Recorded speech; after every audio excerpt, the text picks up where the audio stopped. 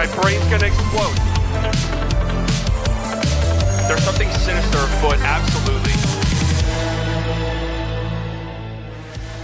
All right. Welcome in, everybody, to another incredible edition of the Slightly Biased Show here at the Haymaker Studios, the Haymaker Network. Folks, if you're not subscribed to the Haymaker Network, I can't say what I think or else we'll get banned already. If you're not subscribed to the Haymaker Network, link down in the description. Make sure you do so. So much stuff there. The incredible Lucaholics sketch, of which some people are saying I might be nominated for a couple awards for. I don't know. I haven't gotten the official nominations yet. But, you know, we did such a great job. Our guy Matt Sizek did such a great job there. Congratulations. If you guys want to buy a shirt, there's still only a couple days left. And, guys, you guys pussyfoot around this so much. You didn't buy the hats, and then you got mad when the hats were sold out. And I told you guys to buy them while you could. And now they're hot investor item. I saw one of them on StockX for $750. So if you want a shirt, a Luka Doncic trade commemoration shirt, the link is not down in the description, but you can go to fullydelusional.shop. Fullydelusional.shop. Do you need me to spell that for you guys? I mean, are you guys little babies? Surely not. Okay, when are shirts getting shipped? If you bought a shirt,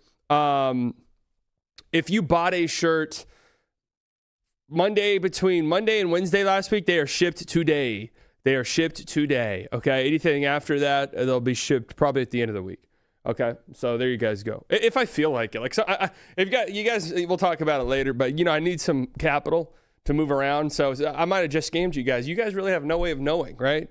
No way of knowing. And in the fine print of the shirts, it says, maybe you'll get them. It's kind of like a mystery box.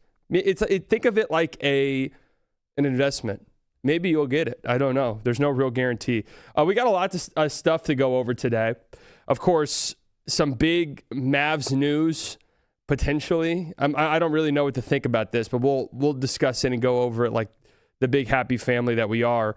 We also will go over some other NBA news, and I got to be upfront and honest with you guys about the NBA and stuff. Usually around this time, I get so caught up and swept up in trade deadline season, and then just kind of that kind of carries into the All-Star break. It's been a few weeks since I've really watched the NBA as much as I usually do. So I don't really have much opinions on things going on around the league right now. Once the All-Star break is over, then we will fully dive right back into it. But speaking of the All-Star break, there was some news that dropped. Steph Curry is not going to play in the All-Star game this year. Part of me was a little hopeful. I feel like him being nominated would have set him up pretty disastrously. But I was a little bit hopeful for the time being that could have been Coop. I thought there was an outside chance, honestly, especially if they kept it West, which I thought could have happened. That could have been Cooper Flagg that got picked to be Steph Curry's replacement. But no, it is Brandon Ingram, who is having a good year, right? So Brandon Ingram, congratulations. Two-time All-Star now. Two-time All-Star for Brandon Ingram, who is going to replace Stephen Curry in this year's All-Star game, which is this weekend. Do any of you guys give a shit? I'm so done with the All-Star weekend. The dunk contest participants, who even is it? Jackson Hayes, Carter Bryant. I don't know who else. Who are the other ones? Keyshawn Johnson, right? And then there's one more. I don't even know who it is. Yeah, we'll see. We'll see how this event ends up shaping up. The three-point contest is the best thing. Honestly, you want to know something crazy? The best All-Star event they've had in 5 years was Steph Curry versus Sabrina three-point shooting contest. That was genuinely the most fun and enjoyable thing they've done at the All-Star weekend in quite some time. So we'll see. Obviously, there's no Mav in the game. Can I be truthful with you guys about something real quick? And guys, this is why you guys like me and you guys come here. Last year, I think I might have had opinions about the All-Star game. I'm not entirely sure. Kyrie was in it, obviously. I watched 0 seconds of it. Didn't watch it at all. All I saw was the halftime show where Mr. Beast was there and they were diving in a pool of money. I don't know. And I was like, yeah, I've seen everything I need to see. I'm not fucking watching this shit. Will Mr. Beast be in attendance this weekend? I don't know. They keep making these pushes for yeah, guys, celebrity game. Man, we don't give a shit about it. We don't care about it. My community was up in arms because I wasn't there, right? So we don't care about it at all. What is this? Somebody sent this to me. The NBA is turning its All-Star weekend into a content factory for more than 200 top creators in Los Angeles. I guess I didn't get the invite. The league handpicked a group of influencers to cover live broadcasts, in-arena programming, on-court competitions, and fan events. I mean, who are these Joe Schmoes that are getting invited to this?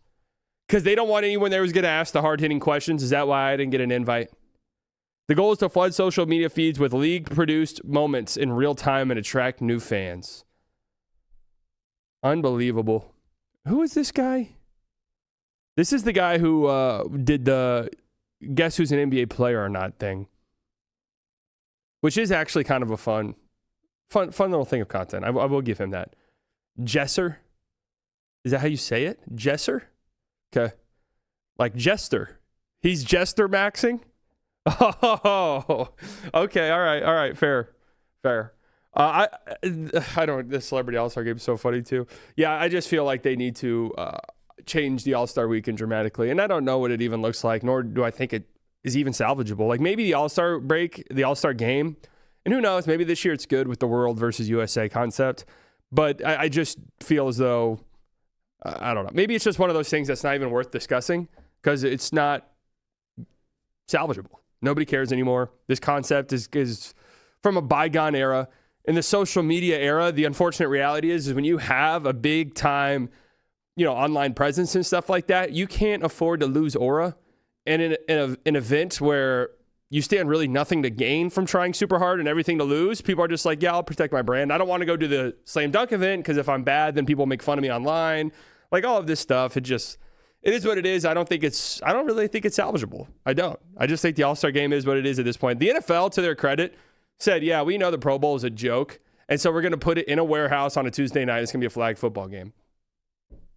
And everyone was just like, okay. And somehow they said 8 million people watched. I mean, that is a lie. They said more people watched that than the NBA Finals. And I'm supposed to believe that. This is where I come. This is why I say the NFL ratings are fake. I'm seriously supposed to believe that to be true. Do you know anybody who watched the Pro Bowl flag football in a warehouse somewhere event?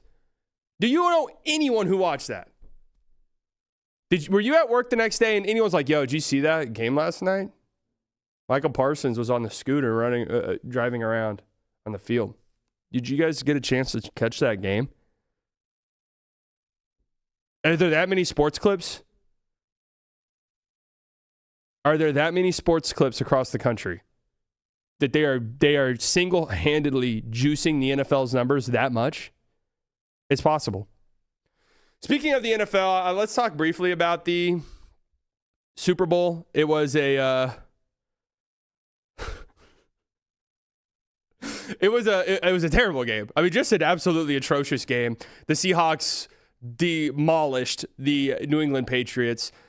Commercials have low-key been bad for a long time. This always gets brought up. Commercials have low-key been bad for a while now. There's too much production that goes into them, I think. It's too much of like every commercial now tries to do like an Avengers thing where all these different celebrities come together. And have you noticed this? This became a thing like not too long ago. But there are now ads within ads. So I forgot which one it was. It was whatever one. There's the Gronk and all the other NFL legends that are giving a speech. I forgot what company that was even advertising, but it was also a Guinness ad within the ad. They're all drinking Guinness beer, but it wasn't a Guinness commercial. It was a commercial for something else. So, yay, we're doing the Avengers of commercial slop. And everything's AI. That one AI ad that was like, hey, Ring cameras. If you lose your dog, we will triangulate its exact position using every single Ring camera in the community. We will activate all of them. It's like, what the you guys can do that? They use the dog shield, man. You can't talk about their AI. They're that's helping dogs. True. What they really wanted to say, and they got the directive straight from this presidency. What they really want to say is, we will track down your Haitian neighbor. We will track them down. This is totally for dogs, guys. Yeah, this is for dogs, guys. Wink, wink, wink. Guys, give us a call if a dog goes missing. Like, okay, great. All of these AI commercials is just like, oh, good, the world is. Then there's that one where it was like the 7-year-olds. And it was like, if I make an investment account right now, I can pay for college. I'm like, oh, this is great. This is really a great concept. What's going to be the next commercial next year? It's going to be a new. This is my prediction for next year. It's going to be a new service of can't afford rent this month. That's okay. Use this service and we'll break it into 4 monthly payments at 50% interest though. But 4 monthly payments, you can pay rent in 4 monthly payments. And put it up against the Steelers game. That's right. And you can, yeah, that's right. You can combine it with FanDuel. Certain apartment complexes combine it with FanDuel, where you can actually lower your rent if you hit the Steelers parlay. So, yeah, that's what's going to happen next year. I can't wait to see it. That Coinbase one was hilarious too, where I knew it was going to be some, where they did the karaoke thing with Backstreet's Back. I knew it was going to be some bullshit company at the end of it. So funny. Project Hail Mary TV spot cleared. Oh, yeah. I'm super excited about that movie, though. I actually am. Kid Rock was electric. Absolutely. So that's kind of what I want to talk about a little bit more here. So obviously we all tuned into the Turning Point USA halftime show. I'm hearing it did the most numbers ever. And this song right here moved me to tears. Oh my. This moved me to literal tears. I don't know about the copyright laws here, but just this opening. I just want to catch my fish, drive my truck, drink my beer. Not wake up to all this stuff I don't want to hear. So whenever I tune this on, I had hundreds of people over at my house. It just went dead silent. I've never really experienced something like that at a Super Bowl watch party. Dead silent. You could hear the sniffles. It was really a powerful moment for a lot of people. And I just want to shout out Turning Point USA for putting this together, because we needed it. We needed to drink our beer, catch my fish. Would you tell me before the show that's your halftime show? Yeah, this was mine for sure. We all tuned into it. What is this a real song? Could somebody confirm that this was actually a part of it? Because I actually refuse to believe this is a real song. Like country music has its place. It's not for me personally, but I understand it, and there are country songs that I do like that I think are good. There is no way this is a real song, and if it is a real song, I actually think it's some type of deep-rooted propaganda that's like infiltrated to give country music a bad name. This really sounds like if you and your friends were just sitting there like making fun of country music, this is exactly what you would start with. I just want to catch my fish. I think this is under the subcategory of butt country. I listened to this whole thing earlier today, all 3 minutes and a half, and there is a part where he goes, I just don't want to tell my daughter that boys can't be girls. I was like, oh, hell yeah, man. I'm about to pump this at the gym later. I'm actually going to go to the front desk of the gym and be like, hey, do you guys mind if I like plug this in real quick? Choosing Texas is the official song. Is that the name of the song? All right. But no, Bad Bunny honestly killed it. And I'm not really a Bad Bunny fan. I don't know any of his songs really. Obviously I can't understand them, but the production was insane. And as a man, how could you not like what was going on up there? That's all I'll say, right? How could you not like what was going on up there? But yeah, it was a sick halftime show. The game itself sucked. And the thing is you knew that game was going to suck within the first 5 minutes. You just knew Drake May, the lights were unbelievably bright, and it was going to be rough sledding, and it was. So don't worry, as a Mexican, I can't understand it. Yeah, that's what a lot of my Spanish-speaking friends say as well. I do want to say something about this, because this whole concept of, like, obviously football is America's sport, right? There's no other place where football even means anything, American football, and throughout the world. I know they're trying really hard to make it an international game. It's not. I go over to Europe a bunch. Anytime I'm in England, I talk with my, British family about it. Nobody over there gives a fuck about American football. It's just the truth. They're trying. But it's just like, I don't know, this whole idea that everything has to be like American culture with the Super Bowl. Dude, maybe I'm saying this as a Texan and somebody who has grown up around Latin people. Like, Latin culture is very much part of American culture through and through. Like, I don't understand this. It is so much, there is so much Latin culture in American culture, especially in the South. So I don't know if it's just because I've lived in Texas my whole life and I've just been around it a lot, right? That it's just like, yeah, this seems kind of normal to me. I don't know. This feels like any, I don't know. People hate on Bad Bunny, then get Mexican food. Yeah, I mean, quarter of U.S. is Latin, I believe. Yeah, I don't understand this whole thing. Like, I guess he didn't speak English, but dude, come on. He's the most streamed artist in the world. Is that right? He's at least top 3 most streamed artists in the world. So he's clearly very popular. People clearly like him, even though most people listening to him, I'm assuming, do not know what he is saying. So, and hey, listen, Aventura, when are they getting a halftime show? I love them. No es amor, no es amor. And I don't know what they're saying in the song, but I know that it's not love. It's una obsesión. It's an obsession. I know that. Also, highest viewership of a halftime ever, apparently. Yeah, I saw that. I don't know the numbers or anything like that, but yeah. Number 1 global artist. There you go. There you go. Does this still work for the chat? Oh, here we go. This is better if I'm reading the chat to have this up. People criticizing Bad Bunny while eating guac, salsa, and chips. Speak on it, King. Bad Bunny sucks, man. I mean, look, I don't, like I said, I don't listen to his music really, but you know, I thought he did pretty good, all things considered. I thought he did pretty good. So, wait, was the JJ Brea shout out real? I thought that was a joke. Did he actually say that? I actually thought that was a joke. Did Bad Bunny, this was real. I don't know if I can play this out loud. And Barea, the one who was a champion before LeBron. Okay. Shout out to JJ. Oh yeah, this is the greatest halftime show ever. What are the chances of JJ Barea getting a shout out at a halftime show, huh? Come on now. He might be the secret investor in this Mavericks scheme. There's an old clip of Luka, JJ, and Bad Bunny out clubbing. Well, I know that Luka likes Bad Bunny. And obviously, you know, JJ Brea, Puerto Rican as well. The song was released like 4 years ago. Oh, it's a part of the song. Okay. It's okay, I didn't know there was a part. I thought it was just a random shout out. Okay, cool. No, I know. I get because JJ Brea is Puerto Rican. I know that. I bet the odds on Kalshi were great for a JJ shout out.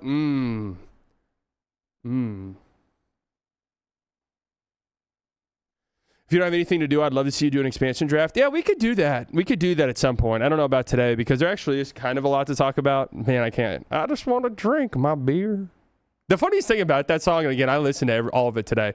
He's like, I just want to drive my truck. He literally said that. That's not just me saying, you know, that is like making fun of country. He actually says that. Wear my jeans. He says that as well. Wear my boots. Watch my game. It's like, dude, you can fucking do all of that. Nobody is stopping you, man. He's like, no, the woke gays are stopping me from watching my game. It's like, dude, no one's doing that. Like, Jesus. It's like, that song is the only the tip of the iceberg. Well, I'll stay at the tip of the iceberg. I don't feel like going any deeper down it. Play Choose in Texas. Is that the same song? Cubans 2020, Project 2020. All right, let's get into this. So Mark Stein tweeted this out yesterday. Breaking. An unidentified Dallas investor group. Haymaker. Is interested in partnering with Mark Cuban to buy the Mavericks back from Patrick Dumont. The Stein line has learned. A source close to Dumont told me the family remains excited about the future of the franchise, yada, yada, yada. We don't care. So I find this quite interesting. Now, let me rain on the parade a little bit. And I'll drop a video about this later, just a more sort of condensed, focused version. But let me just ramble here. I don't think this is going to happen for a multitude of different reasons. One, I'll just give you my initial read on this. Okay? This to me feels like, do I think Cuban is interested in doing this? Yes, I do, 100%. 100%, I think Cuban would love to do this. This to me reads like Mark Cuban sensing the growing, maybe tension's the wrong word, but the growing feeling amongst the fans that I do think there's been a swell, with Cooper playing as well as he has, with Nico being gone, I do think that there is sort of a swell of support from the fans now. Like, there's a large group of people who are back, and then maybe even a larger group who are like, I'm this close. I'm this close. I swore off this team, but I am this close to coming back. And I do think that Cuban's kind of sensing the opportunity for a PR win here. I highly doubt this happens. Highly, highly doubt it. At least not in the near future. Okay. Now I will say this. It was a little bit interesting to me that Brad Townsend, of all people, who covers the Dallas Mavericks, was the one who, and me saying of all people sounds mean, but it is interesting that instead of like a national reporter, it was him who kind of broke this, hey, the league's going to vote on expansion with Seattle and in Vegas. Like, this is something that we've been talking about for a very, very long time, obviously, but it kind of got put on the back burner, and it just kind of seemed like something that the league was just going to wait on as they do this European venture that they want to do. Now, it is interesting to me that Brad Townsend reports that. Then a day later, this comes out. So a guy who covers the Mavs is the one to kind of say, hey, the league's looking to expand to Vegas and Seattle, obviously. And then the following day, hey, Cuban kind of wants to buy the team back, and he's looking for an investor group. Or there's an investor group interested in working with him. That makes me think something's a little bit interesting, right? A little bit interesting. So if the expansion happens, LeBron retires immediately, right? Well, that was one thing that I kind of thought too, which was, is this maybe a sign that LeBron could be retiring? That was one thing I thought. Pranjal with the 5. Pranjal. Oh, sorry, I fucked up that. I'm sorry, dude. I'm sorry. With the 5, he also recognizes that because Texas remains firm against gambling despite the lobbying, the Dumont family might leave soon. Yeah, so let me throw out the reasons why I don't think it's going to happen, and then I'll do the sort of, well, maybe it could happen reasons, right? Number 1, reasons why I don't think it's going to happen. I just don't think they'll want to sell. I think they got into this, yes, originally, the idea being, well, we want to push for gambling to be legalized in Texas. This will give us a place of power within the state, owning one of the biggest sports franchises there. And on top of that, a sports franchise that needs a new stadium soon. And we'll sort of usher in this new era of legalized gambling in Texas. We'll get one of the, I'm assuming when Texas legalizes gambling, because it will happen at some point, I don't know when, they'll probably only hand out 2 or 3 licenses for big-time casinos. And I'm sure the Adelsons, with their experience with casinos, would get one of those in their deep pockets. So their idea being, we have a place of power in the state. We'll create this ginormous casino resort, and the Mavericks will play there too. It'll be this giant money printing machine for us. Okay. And that was 2023 is when they bought the team, I believe. I do think, and they've, do the research on this, man. I don't know the exact numbers, but I have researched it in the past. They have pumped millions and millions of dollars into lobbying for gambling to become legalized in the state of Texas. I do ultimately think it's going to happen.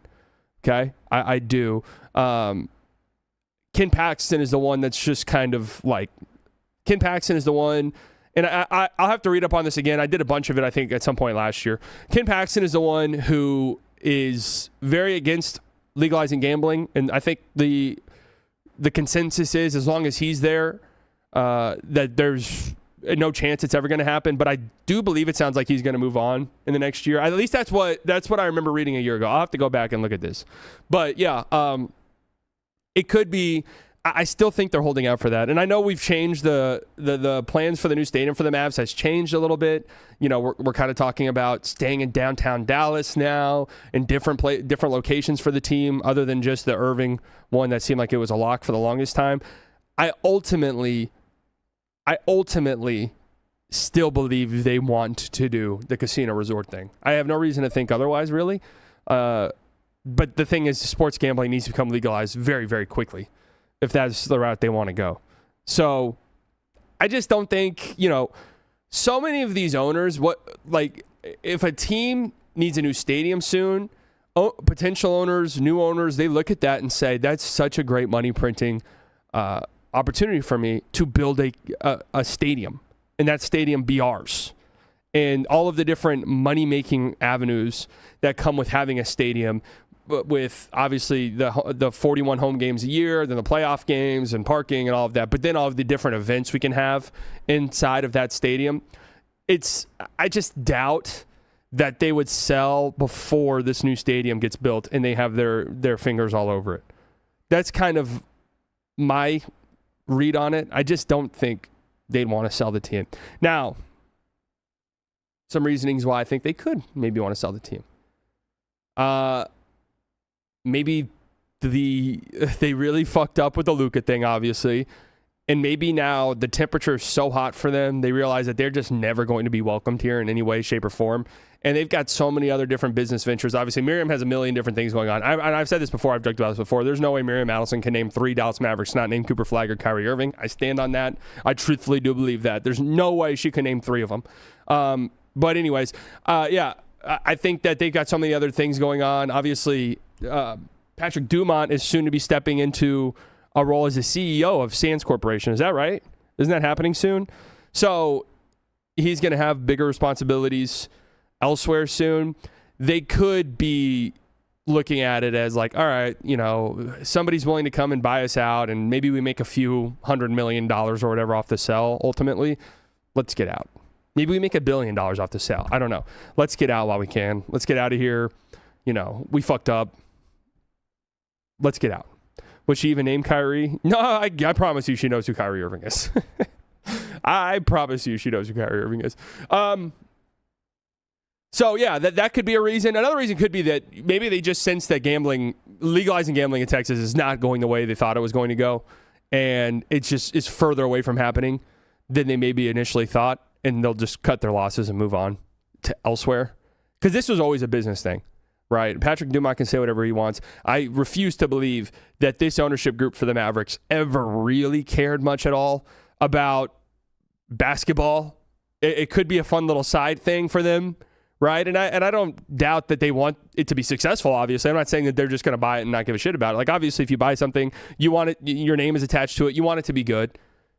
But I don't think it's not this Matt Ishbia thing with Phoenix where it's like, I want to own a team. Our original Mark Cuban thing was like, I want to own, and this is going to be my thing, right? Like, this is going to be my thing.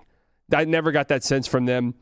And part of me felt as though that could potentially be a good thing for the team long term, and people kind of didn't understand what I was saying when I said that. Obviously, it's already gone poorly, but if you have an owner with deep pockets and they recognize that maybe they're not in any position to be hands-on and are willing to let people that they feel are smart enough to run the team without real owner oversight, that could be a good thing.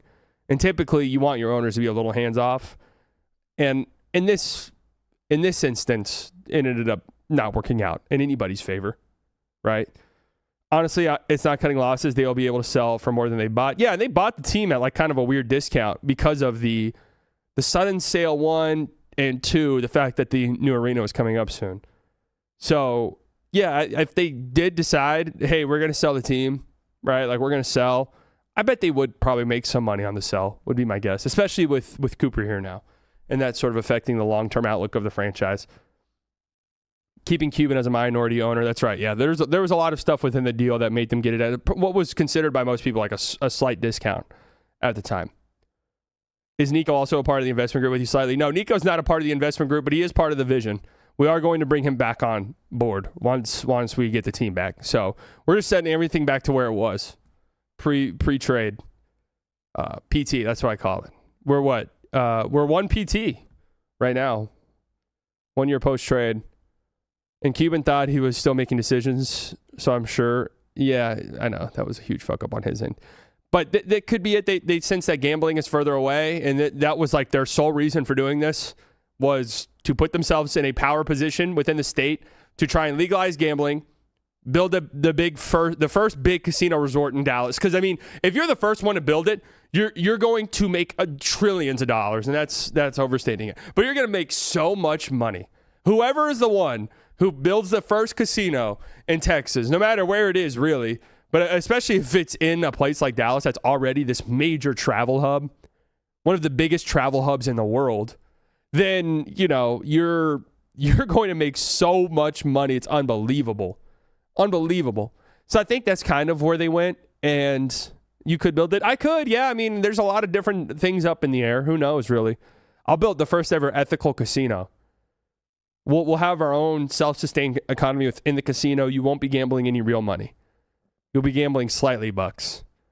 So we'll have our own, and everyone will have jobs. Like it'll be like its own little utopian world. We'll have jobs in there. Like people can live in there if they want. So we'll see how that works. Gambling will never be legal in Texas ever. No, it will be. I guarantee you. There's so many interested parties in it happening that it inevitably, once like Ken Paxton is gone, because I think that's the biggest holdup. Because even Abbott has been like, yeah, I don't know, gambling could happen here. Once that happens, once Paxton's gone, which again, this could have changed. I read up on this last year, and you know what? After this, I'll go read up on it again. But most people believe 2027 is Paxton's last year. So it could happen relatively fast. Because like I said, there's so many interested parties. And when you're talking about that much money in lobbying, it's going to happen. It will happen. I guarantee you it will. I just don't know when it'll be. No, it's going to happen for sure. For sure. I am the Paxton expert. He's my boy. So yeah. Another reason I'm trying to think, is there something to the idea that maybe this news of a new expansion team coming to Vegas, maybe they are like, okay, we can get out of here. We'll sell the team back to Mark and this investment group. We'll get out of here and we'll try to become the owners of this new Vegas team. Like, it just completely blank slate, right? We have our own team. My only hang up with that, and I've seen that get brought up quite a bit, is they're out of Vegas. They're completely out of it. They're not there anymore. They moved everything. It's why I always push back against the conspiracies that they're trying to move the Mavs to Vegas. Like they've pushed back. They've gotten out of there. I think a lot of smart, rich people, which I do think they're probably smart, right? They've made a lot of money. Understand that Vegas is slipping. And in Vegas, like where it was decades ago, is probably never coming back. I don't think younger people are like that infatuated with the idea of Vegas. I was there not too long ago. If I never go back to Vegas again, that's cool with me. Like that was sort of my impression after leaving it. So I don't know. I don't know about that one. Because a new Vegas basketball team, will they have their own stadium? Because that's a big thing too. If I'm buying a team and I'm ultra wealthy, I want to build a stadium. I want to have the stadium. I want to be able to lease out the stadium, rent out the stadium. Like I want that revenue. And I'm not entirely sure. Will they just play with wherever, like the Vegas Knights play and the Aces? Because if so, I think that kind of limits the value there. If anything, more people hate gambling now than ever because of the online betting. The more time goes by, the more unpopular it becomes. So I think most people actually, there actually is overwhelming support in terms of like Texas constituents with legalizing gambling here. I think a lot of people, obviously online gambling is its own thing. A lot of people look at casinos completely differently.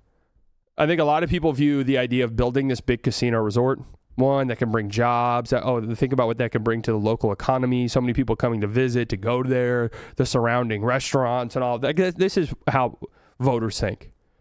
It's different whenever it's like, a FanDuel is coming to Texas. It's like, ugh, the fuck does that do for us besides nothing good? And I can say that because currently we don't have like a sponsorship. So T-Mobile Arena is too small. Is that where the Vegas Knights play? Where do the Vegas Knights play?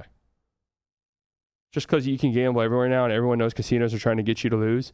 But you don't, I mean, you go to Vegas to gamble, obviously, but you go to Vegas to be in Vegas. Like the idea of a casino resort is so much different. It's like Choctaw.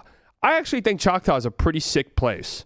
And they have completely and totally, overhauled. I mean, they have like a legit resort, Choctaw Durant. Isn't that what it is? The one that's closest to Dallas. Insane how much they've renovated it to the point where it's like, I've been there somewhat recently. Like before I broke my ankle, me and our friends, we were supposed to just rent out rooms that weekend for my birthday and go up there. Like that was our plan. And it wasn't even really about gambling. It was just to be at this resort where there's so much different shit to do. So Vegas is apparently absurdly expensive compared to what it used to be. Yeah, it is. It's insanely expensive. It's not fun at all. No, yeah, from Texas, yeah, you can get to Choctaw in like 50 minutes from Dallas. 50 minutes, you can get to Choctaw. I've done it many times. Not recently, but in years past. 73% of Texans support legalizing the construction and operation of destination resort casinos. Support is high across party lines. 74% Democrats, 72% Republicans. Yeah, it overwhelmingly favorable amongst Texas voters. And like I said, like you mentioned, it's the casino resorts. I'm not talking like strictly about online gambling or anything like that. It's casino resorts. It's a completely different thing for people. It's cheaper to go to Hawaii than Vegas. Yeah, I mean, getting to Vegas is not that expensive, and neither is getting hotels either, really. It's just, you're going to be gambling. And they know that too.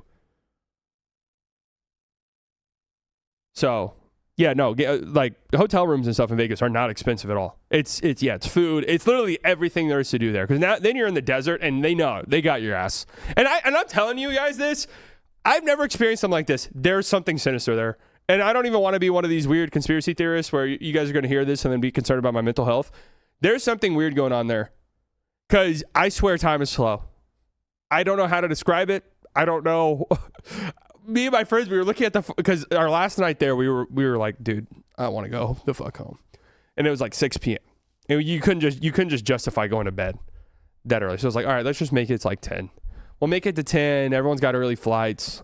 10 p.m. We'll call it a night. I swear to God, that 4 hours took 12. And I actually think it did. Time somehow is distorted there. And it slows down so you have more time to spend at the tables. Think about it, guys. Think about it. So anyways, yeah, a little bit rambly. It's a fun thought process, and everybody gets really excited about it. Now, weirdly, all of the local Tims have piled up on Mark Stein. I don't know why that is. To shit on this. I guess Tim Cato's next, man. Tim Kalishaw. How do you spell that? C-A-L? There's no way this is how you spell that. Is this right? Tim Cato heel turn? How do you spell Kalishaw? Am I a fucking idiot? Is it 2 L's?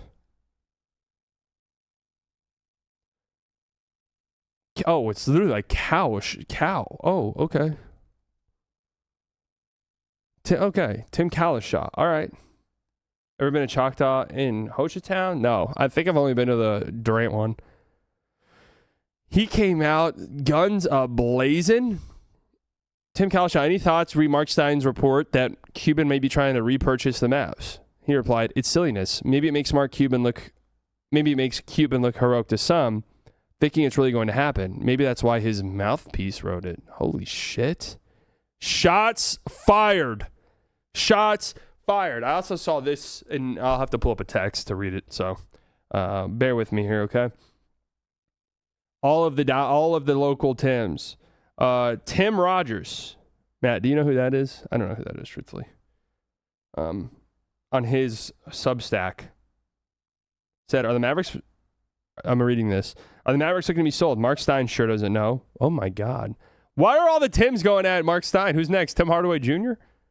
Have you heard about Stein's big scoop? He writes on Substack, the Stein line learned, everything that we've said already. I've got questions. Did Stein see this group of investors and he was able to identify them? Or someone else sees these investors and was that personal? What? Was that personal? Unable to identify them? The hell? I don't know what. I might be having a stroke. But anyways. Yeah, I think a lot of that is these big J journalists who are just, and let's just be real, especially in sports, nobody really cares that much anymore. And this is the facts of the matter. You see it all the time. You see it the fact that I have somehow grown a platform and am now co-host post-game shows on maybe the biggest Mavs podcast, or one of them, with zero sources, zero inside knowledge, zero ties to anything. Zero nepotism. Nepotism free. Yeah, there we go. Let's hear it, folks. Straight out the mud. People like, you don't name your sources. I hate when fucking people say this. I really do. Like, of course. What? I get that you're supposed to name sources. And I went to, I briefly, at Texas Tech, I was in journalism school. I wanted to be a journalist. I've said this before. A journalism professor pulled me aside and said, "You want to do sports journalism, right?" I was like, "Yes." And he was like, "Do not major in journalism." And I was like, "Okay, cool. Thank you." He was like, "Do not do this major. There will be no point in doing this major." And he was correct. He was absolutely right.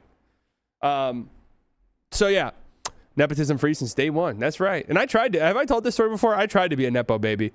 My dad tried to get me a job at his company. Just no idea. Yeah, it's not like my dad was a fucking, higher up. He was doing well in the company. But they did something with finance, and I don't know the first thing. And I got a phone call, and the guy immediately, I answer, I go, "Hey," and he goes, "Hey, listen, we really like your dad, so we're doing this phone call, but there's next to no chance you're getting this job." I said, "Okay, bet. That's cool. Thank you, though." You didn't tell your dad that? Get all of them fired? No, I did. He was like, "Yeah." He pretty much like, "Yeah, I don't know if I have that much pool." I was like, "No, it's all good." Yeah, I failed at nepotism. That's right. I wasn't even good enough for nepotism, man. Think about that. So you're organic, all homegrown, That's right. farm-to-table sports takes? That's 100% correct. There's nobody in my family even cares about basketball, if I'm being honest, at any level, really. It's better that way. Yeah, it is. Isn't the whole point of sources to keep them anonymous and build relationships for scoops? Yes. I do think there's some instances where, like, yes, you should name sources, especially if, or at least have verifiable evidence as to what the sources are saying. But yeah, man, of course. And are we really thinking that Mark Stein just made up this bullshit? This is where I go back to with the Giannis stuff. It's like, did Mark Stein completely make up that Mark Cuban and some unnamed investor group wants to buy the Mavericks? Because that's kind of what you're insinuating, right? That he's just making it up. I don't know. I mean, it does seem very Mark Cuban just to be like, yeah, just tell him I'm making a move. The chances of it happening, next to none. But we don't ever look at the chances. I don't know. Even better to name the source when they have no value, like McMahon did for Nico after he was fired. Yeah. I don't know. It's an interesting story. And it is interesting to me, the timing of the back-to-back reports that, again, Brad Townsend, a Dallas guy, is the one to say, hey, the league is going to make a push for expansion this year or coming up very soon with Vegas and Seattle. And then the next day, it's like, hey, Mark Cuban wants to buy the team back from the Adelsons. It's interesting to me. Sources say a 1.7% chance of Cuban buying back the team. I actually would say it's higher than that. I definitely could see if it depends. I think they'd have to blow them the fuck away with an offer. Like they'd have to probably, I don't know about doubling their initial price that they bought it for, but I mean they'd have to get blown away with an offer, and maybe it's possible. I mean, Cuban's the name, but isn't it more interesting of the unidentified group? That's the key to it all. Right. Yes. Yeah. Cuban's not the one financing it. Okay, because we're talking multiple billions and billions of dollars. I just don't think Cuban has, right? Brokey.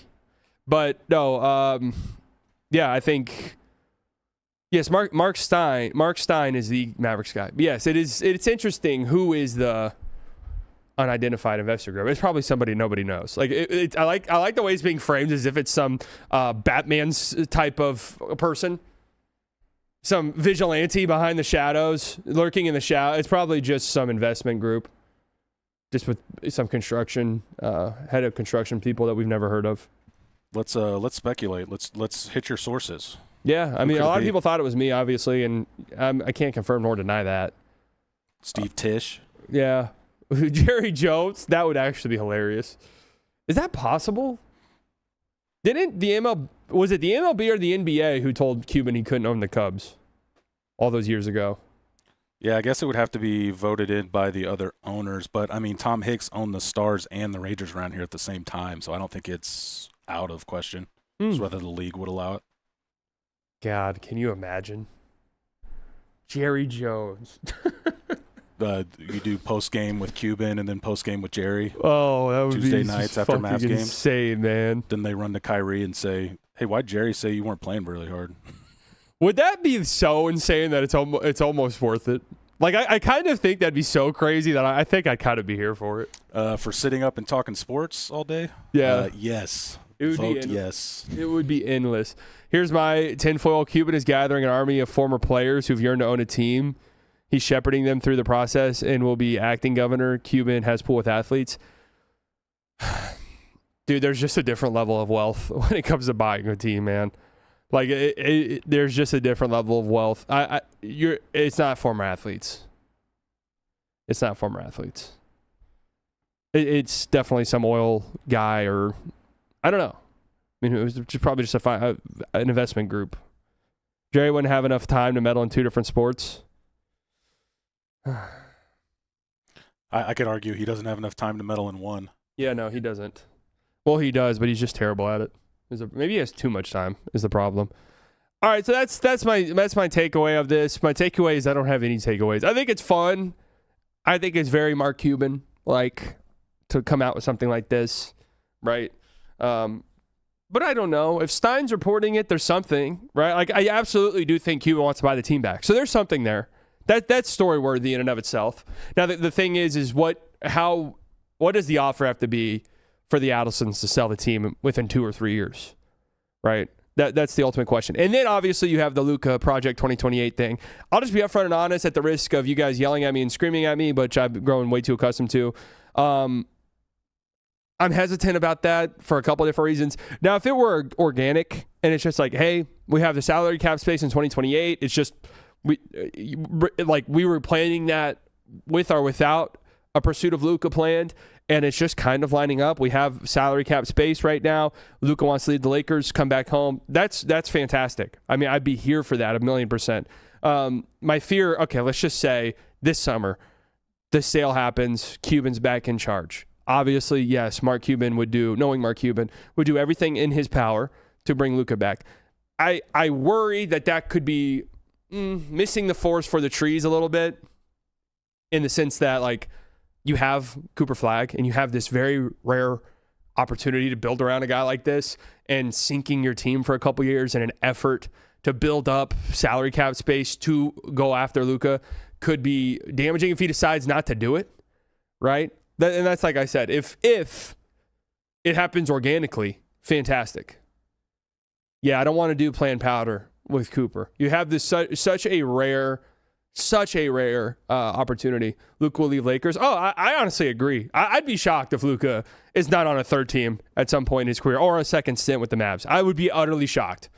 Absolutely shocked. Like, dude, the Lakers thing, the only reason why I'm not like they're fucked, like there is no chance they have to build a competitive roster, which is what I do believe. But the only reason I'm not banging the table about it is because they are the Lakers. There is the possibility that there's a star out there who's like, I want to go play for them and only them. And then they get to pair Luka alongside another star. And Reeves is fantastic. And I think Reeves actually is a guard who can play next to Luka. But we've seen it with the Mavs with Luka and Kyrie. And Kyrie's a better defensive player than us and Reeves through and through. He 100% is. But we've seen it with those two. It's like you do have to pretty much nail every single along the margins piece next to those two. And it took the Mavs quite a bit of time and quite a bit of capital to get there. Like, they don't make the finals without Derek Lively, who is unbelievable, right? They drafted him 10th overall. They don't make the finals without P.J. Washington. They gave up a first-round pick to go get that guy. They don't make the finals without Daniel Gafford. They gave up a first-round pick to go get that guy. So, yeah, I'm not that big of a believer. I know that they have all of this salary cap room, but it's like, okay, the reason why you have all this salary cap room, if you want to get to the places you want to go, you have to renounce LeBron James's cap hold. He's gone. Like, he's on a new team. The moment you do that, he is on a new team. Okay? And he's probably going to go to a new team anyways. But the moment you renounce his cap hold, all right, you're left with Reeves, who you can hold on to his bird rights. That's nice. But you're left with Reeves, and you're left with Luka. And you basically have to build an entire roster without all of your draft picks. I don't know, man. The Dodger owner coming in makes them more interesting. Yeah, no, that is interesting. And obviously baseball finances are way different, but what's interesting to me is the Dodgers clearly know how to run an organization. So that if I were a Lakers fan, that would be the most exciting thing to me. Above anything else would seriously be that. It would seriously be that. Mavs traded 5 first to build around Luka, by the way. Yeah, I mean, I hate the way this gets talked about sometimes. Like Luka dragged the team XYZ. Dude, that team was really good. And what makes the trade that much more frustrating is it took years for them to get to that point. Years. And they got lucky with Kyrie. They did. They got lucky a player like that was available for that cheap. They got so incredibly lucky because that was the perfect player. Perfect player. Dodger owner, but according to Jovan Buha, Rob is still going to be leading that. Yeah, but if they flame out this postseason, I don't know. I could see them firing Rob.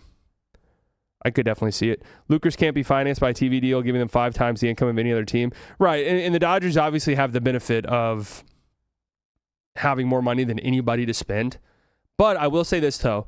To the Dodgers' credit, sure, they broke the league. The MLB's fucked. Yes, all that's true. But it's not like they just signed a bunch of guys and that's their whole team. It is true. They signed a bunch of guys, but like their talent development is top of the line. They always have a good farm system, regardless of how much money they spend or trades they make. Like it seems like they always have somebody in waiting. So they are clearly a very well-ran team. Right? And even their like margin moves they make in trades, like these guys who aren't superstars almost always seem to pan out. Private equity owners operate differently. Rob might still be there, but there'll be a group that's actually making decisions for the Lakers. Is Rob that important to them? I don't understand this at all. Like, well, Rob's kind of like, dude, fuck Rob. Fire his ass tomorrow. If I was on there, I'd say fire him now. Like, Rob, you don't understand. He was Kobe's agent. Like, there's this tie. I don't give a shit. This team sucks. Get his ass out of here. It's done. I need to be. I'd be cutthroat. I need to be an owner of a team. This isn't some. And actually, I want to segue this real quick to close out the show. This isn't some fairy tale, Boy Scout kumbaya troop. Okay, because listen, and I've defended the NBA before when it comes to tanking, and I'm going to defend them a little bit here. But with that being said, tanking this year is completely out of control. Completely out of control. The Jazz, I'm sure you guys have been following this. I mean, they're just like blatantly spitting in your face as a viewer, where they are just not playing their players in the fourth quarter of close games. And they've been doing this for a while now. They've obviously kind of been strategically tanking for years, right? And I don't want to single them out. The Wizards have had some games recently where you're like, what are you guys up to? I'd even kind of throw the Grizzlies into this mix, and the reason why I'm going to do that is because they blew up their team while they were in the play-in tournament. The Bulls blew up their team while they were in a play-in spot. So one, the NBA needs to get rid of the play-in tournament. It's a joke, and it is embarrassing for your league. It is embarrassing for your league that teams that are A, either in the play-in tournament, or B, right on the cusp of it, do not give a shit at all. They don't care at all. Yeah, the Pacers, they trade for Zubats, and they're like, you know what, guys, we actually found out he has an ankle injury and he's out for the year. So, which we all knew would happen, right? The tanking's out of control. I mentioned this when I think we were talking about the end of games being bad. The NBA needs to, it's very crucial the NBA remembers one thing, one very important thing. You are an entertainment industry. Through and through. You are an entertainment industry. You are a multi-billion-dollar industry, very profitable. You've generational wealth for pretty much anybody who gets employed by your league, at least players and coaches, stuff like that, right? Generational wealth.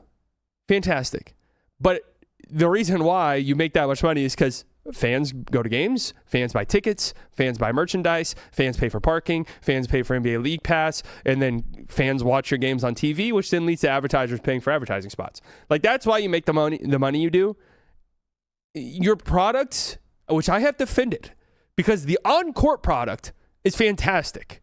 The players, the talent, the sheer skill you see on a game-to-game basis, it's unbelievable. And when you get that game, that random game where it's just like, oh my God, it could be anybody. I mean, Hornets Pistons. It's like on a random February night. Like, yeah, that's fucking awesome. This is so great, right? That Cavs game last night. Yes, this is fantastic. Like, we love this. This is so good, right?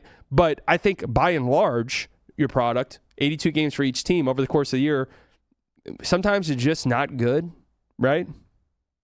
Sometimes it's just not good.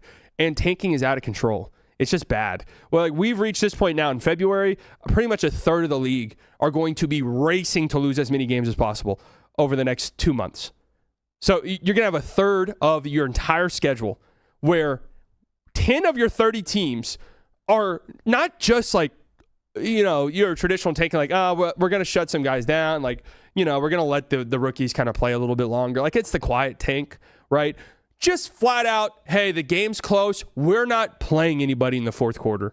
We might be up 6 points. We are not playing anybody. The Jazz ended up winning this fucking game. We're not, and Bam had a hilarious quote afterwards where he's like, yeah, we can't be losing to teams that want to lose. But anyways, Lakers Thunder last night. Yeah, that was a really good game. So yeah, shout out to Jared McCain, by the way. He looked fantastic. Anyways. At what point do they have a does it start to affect the bottom line? Because you're preaching to the choir here. I've thought for years they've had a competition product issue. And now you got your top 5 player who was, wanting to be traded and now involved in a gambling company. And now you got teams tanking before the All-Star break, and they're not even keeping it a secret. No, I know. I mean, at some point, right, I'm just thinking, if I'm a fan and maybe I can only go to 2 games a year, like maybe that's just my budget, I can only go to 2 games a year. There's no way, unless I know my team's going to be really good, there is no way I'm buying tickets in advance for a March basketball game or a February basketball game at this point. No chance in hell. And you got to make sure you don't go to a back-to-back, because what if that guy's sitting? And I think it's asinine to be like, well, you should just know if it's a back-to-back. I'm like, that's not right. No, I mean, I agree. It is a risky run. It's kind of like baseball kind of has this too, where if you go to a day game after a night game, you know that some guys might be getting some rest, so you just should prepare for that. But yeah, I think, basketball, back-to-back should not exist. I mean, that's a conversation we could have for a different day. But tanking is just like, I went very fortunate, like very, very fortunate, got to sit on the floor courtside where, right by where the players play. Got to sit there the last game of the season last year for the Mavs, last home game, Mavs versus Raptors. Dude, like if I had saved up every penny I had, and that was like my goal, I want to go sit courtside at a game. This is the game I'm going to go to. I would have been pissed. I mean, the Raptors, I can't even remember who the fuck was on the floor for them, right? And the Mavs weren't good either, and it still was a cool experience. AD almost got a quadruple double, but like I can imagine somebody taking like their family and they're spending $1,000 on the night, getting good tickets and food and parking and all of this. And God bless him, but AJ Lawson got like 30 minutes in that game. Like, what the fuck? Like, that's horrible. That's terrible. So I get, and I don't know I don't want to single out the Jazz because tanking is obviously the smart thing for a team like that to do, especially because their pick is top 8 protected. So I get it. Look, I'm warming up more and more and more and more to the idea that if you have the draft, teams are going to lose intentionally, especially in a league like basketball and the NBA, because basketball is such a superstar-driven sport that if you get the top end guy, everything else is fine. So it makes sense to throw seasons away. I'm growing up. I'm growing more and more like cool with the idea of maybe just not having a draft, and you'd have to figure out how you could work that to where small market teams aren't getting fucking obliterated by big market teams. I'd have to kind of hear certain ideas about that. I just think immediately, like, you have a certain cap number that carries over year to year, and if you spend X amount of dollars one year, that takes away from how much you have the next year. Maybe the worst teams get a little bit more money to spend in a rookie spending pool. I don't know, because tanking is it's become really bad. But as long as the draft exists, I don't know if it'll go away. Like, I don't know.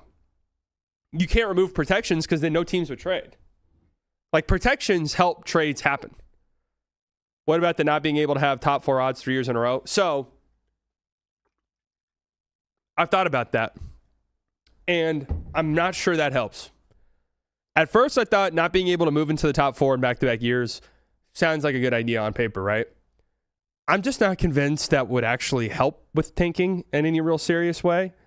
I don't know. I still think tanking would exist in that. The idea, people are like, get rid of the lottery and have fixed odds because it's better, because then these really bad teams will get the number 1 pick. Dude, tanking if you just had a fixed draft, no lottery, the worst team gets the first overall pick, tanking would be unbelievable. I cannot believe people think this is a good idea. Can you imagine the Wembanyama year? If it was known, if you have the worst record, you will get Victor Wembanyama. Because we knew at that point, Victor Wembanyama was going to be some franchise-altering, league-altering player, right? Dude, I think a team would have gone 0-82. I really do. I think a team would have said, fuck it. Like, we don't care. Would have been our chance. We could have signed on a team. Yeah, we could have gotten out there. Like, we will pull people from the stands. Like, we'll do giveaways. We don't give a shit. We're your 0-82 guys. We got you. We don't care about anybody on this roster. Like, I see people say that, and I'm like, dude, that would be unreal. Isn't that what the NFL does? The NFL is different, though, because there's only 18 games. So, the tanking is a little bit less egregious, although I do think there absolutely is tanking in the NFL. Like, people act like there's no tanking in the NFL. The last few weeks of the NFL season is full of tanking, and if you could just kind of, what's 3 weeks? What's 18 divided by 3? Anybody know? 6? So that's 1/6 of your season is teams blatantly tanking and trying to lose games. And one guy at the top level is not going to change right. completely your whole franchise. Maybe a quarterback. Right. NFL draft is completely different. Yeah, one guy in the NBA can change a whole outlook. Look at the Cavaliers. Yeah, for sure. And then I would say, I guess the real counterpoint there, and teams don't give a shit about this because ultimately you want the top end guys. I mean, just look at the recent champions. Most of them have not had number 1 overall picks, or even like anything close to that. Right? The Thunder, Shea was 13th. They traded for him. The Celtics got lucky with Tatum and Brown, but those weren't even their picks. Right? The Nuggets, Jokic, 2nd round pick. Steph was 8th overall all those years ago. Giannis was 15th pick. I'm bad at remembering this shit off the top of my head. LeBron, the Lakers went out and got. So I don't know. The last time a team that the NBA's worst record on the draft lottery was 2018. Yeah, so, and this is the problem. So I'm happy you said that because this is part of the problem. The flattened odds and all of this to try and decentivize tanking, it's clearly worked in the way that they kind of set out where it's like, hey guys, if you bottom out and get the worst record, there's no guarantee you get the number 1 overall pick. So there's no point in even really trying because the worst record hasn't gotten the top pick since 2018. But I actually think it looks worse in hindsight because everyone still fucking tanked. And this year feels like tanking is worse because I kind of feel like teams realized, we just have to get a good chance. So now you're seeing teams that might have the 11th best odds. Now it's like we need to lose as many games as possible to get to 8th. That way we get a better chance to move up. I don't know, man. It's really bad. Like it is really bad. And it has reached a point where I'm like, okay, this is something that needs to get fixed somehow, some way. Because it is getting impossible to defend. And I'm somebody who's defended it in the past. Any sport that has a draft is going to have tanking inevitably. Any sport that in a roundabout way incentivizes losing is going to have a draft. Like you're going to have a tanking problems, right? So I don't know. Does every team just get flat odds? There's a lottery. All 30 teams have the same chance. Or is it just every non-playoff team has the same chance? There's no real point in being super terrible. I don't know. I don't know. I really don't. Because this is just so... It's a team not playing its whole players in a fourth quarter of a game on February 9th, bro. February 9th. It's got to be flat odds for the non-playoff teams. Yeah. I mean, I've heard that. I don't know. Because I do feel for these really bad teams that have been bad for a while and are trying to be good and trying to get better, but they just have fallen to 5th, 6th in the lottery over and over and over.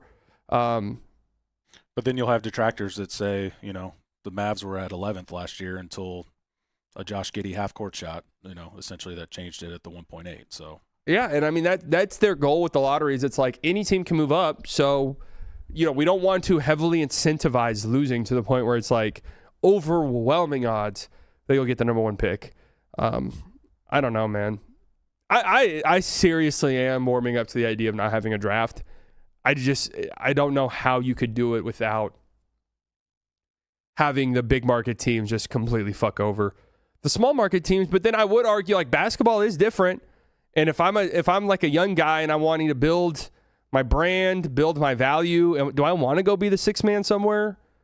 Or do I want to go to a team that maybe gives me this opportunity to have the keys to the franchise? I don't know. Only allow top 4 and top 14 protections, get rid of the play-in, penalize blatant tanking by reducing odds, and the better your record, you get a bigger tradable salary exception. Oh, that's interesting. It's like some salary cap incentives to win games. Well, I think, how do you then... What if your team's just terrible? Like, what if there's a team out there that's like, hey, we've done everything. We just suck, man. We just suck. Is taking as bad in the NHL? I have no idea. Great question. I was thinking about that yesterday. I have no clue. Tanking in baseball isn't really a thing. I don't. Baseball is not really a thing because the baseball draft is such a fucking crapshoot that it doesn't really matter. Yeah, man, I would like to have seen Max Christie make the 3-point contest. That would have been cool. Can I join the group to buy the Mavs? I hate my day job. How much money you got? How much money you got? Anyways, good ramble show today. Man, we kind of went long. I was a little bit worried I didn't have much to talk about. But my God, I rambled for over an hour and 10 minutes. And today's his birthday. Happy birthday, Max. Happy birthday, Max. Chrissy, everybody in the chat say happy birthday, Gabby. Somebody told me that it's Gabby's birthday. So can we get happy birthday, Gabby, in the chat, please? Happy birthday, Max Christie in the chat. Any other birthdays? Any other birthdays that I'm missing out on? Let me know in the chat. Let me know. All right, folks. Thank you guys for coming out. I'm thinking I'll be live tonight. I'm not entirely sure. I'm just like so about streaming these games right now. I just have to be honest with you. We'll see, right? We'll see.